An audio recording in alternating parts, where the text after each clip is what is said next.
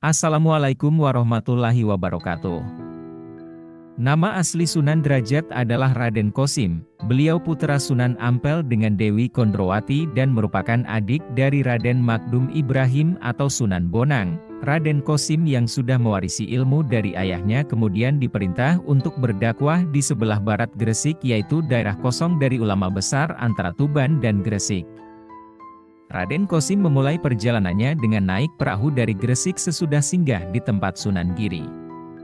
Dalam perjalanan ke arah barat itu, perahu beliau tiba-tiba dihantam oleh ombak yang besar sehingga menabrak karang dan hancur.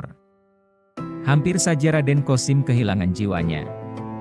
Tapi bila Tuhan belum menentukan ajal seseorang, biar bagaimanapun hebatnya kecelakaan pasti dia akan selamat.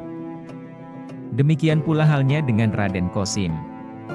Secara kebetulan seekor ikan besar yaitu ikan talang dewasa datang kepada Raden Kosim dan beliau pun menaiki punggung ikan tersebut hingga selamat ke tepi pantai. Raden Kosim sangat bersyukur dapat lolos dari musibah itu. Beliau juga berterima kasih kepada ikan talang yang telah menolongnya sampai ke tepi pantai. Untuk itu beliau berpesan kepada anak keturunan beliau untuk tidak memakan daging ikan talang. Bila pesan ini dilanggar akan mengakibatkan bencana, yaitu ditimpa penyakit yang tiada obatnya lagi. Ikan talang tersebut membawa Raden Kosim hingga ke tepi pantai yang termasuk wilayah Desa Jelak, sekarang termasuk Desa Banjarwati, Kecamatan Paciran. Di tempat itu Raden Kosim disambut masyarakat dengan antusias, lebih-lebih setelah mereka tahu bahwa Raden Kosim adalah putra Sunan Ampel, seorang wali besar dan masih terhitung kerabat kerajaan Majapahit. Di Desa Jelak itu Raden Kosim mendirikan pesantren. Karena caranya menyiarkan agama Islam yang unik, maka banyaklah orang yang datang berguru kepadanya. Setelah menetap 1 tahun di Desa Jelak, Raden Kosim mendapat ilham supaya menuju ke arah selatan, kira-kira berjarak 1 kilometer. Di sana beliau mendirikan langgar atau surau, musola, untuk berdakwah. 3 tahun kemudian secara mantap beliau mendapat petunjuk agar membangun tempat berdakwah yang strategis, yaitu di tempat ketinggian yang disebut Dalam Duur. Di bukit yang disebut Dalam Duur itulah yang sekarang dibangun Museum Sunan Derajat. Adapun makam Sunan Derajat terletak di sebelah barat museum tersebut. Raden Kosim adalah pendukung aliran putih yang dipimpin oleh Sunan Giri.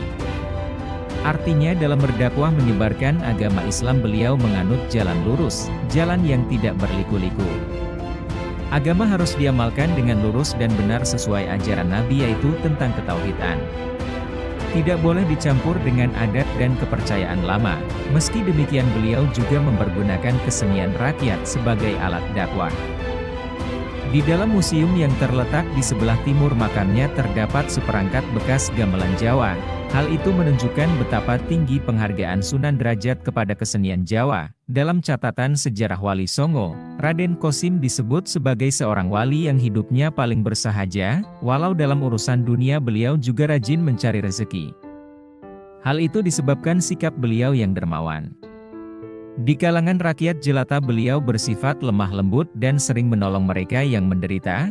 Ajaran Sunan Derajat bersumber dari 1.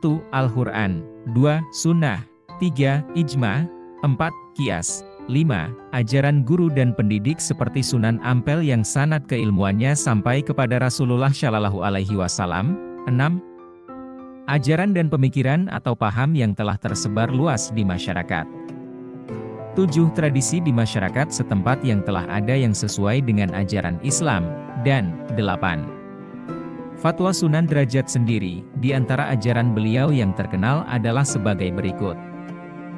Menehono teken marang wong wuto, menehono mangan marang wong kan luwe, menehono busono marang wong kang mudo, menehono ngiyup marang wong kang kudanan. Artinya kurang lebih demikian, berilah tongkat kepada orang buta, berilah makan kepada orang yang kelaparan, berilah pakaian kepada orang yang telanjang, berilah tempat berteduh kepada orang yang kehujanan. Adapun maksudnya adalah sebagai berikut, berilah petunjuk kepada orang bodoh, buta, sejahterakanlah kehidupan rakyat yang miskin, kurang makan, ajarkanlah budi pekerti, etika, kepada yang tidak tahu malu atau belum punya adab tinggi. Berilah perlindungan kepada orang-orang yang menderita atau ditimpa bencana. Ajaran ini sangat supel. Siapapun dapat mengamalkannya sesuai dengan tingkat dan kemampuan masing-masing. Bahkan pemeluk agama lain pun tidak berkeberatan untuk mengamalkannya. Tentang puncak Ma'rifat, Sunan Derajat menuliskan perumpaannya sebagai berikut, ilang, jenenge kawula, sirna datang anakeri, pan ilang wujudira, TGC wujude widi, ilang wujude iki, anegih perlambangira, lir lintang karahinan, keserodotan sang hyang rawi. Artinya dalam bahasa Indonesia adalah, hilang jati diri makhluk, lenyap tiada tersisa. Karena hilang wujud keberadaannya, itulah juga wujud Tuhan, itulah. Yang ada ini, adapun persamaannya, seperti bintang di waktu siang, yang tersinari matahari.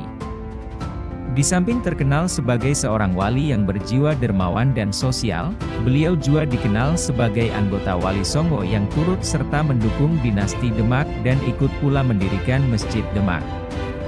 Simbol kebesaran umat Islam pada waktu itu, di bidang kesenian, di samping terkenal sebagai ahli ukir, beliau juga pertama kali yang menciptakan gending pangkur, hingga sekarang gending tersebut masih disukai rakyat Jawa. Sunan Derajat, demikian gelar Raden Kosim, diberikan kepada beliau karena beliau bertempat tinggal di sebuah bukit yang tinggi, seakan melambangkan tingkat ilmunya yang tinggi, yaitu tingkat atau derajat para ulama mukarrabin. Ulama yang dekat dengan Allah Subhanahu wa Ta'ala.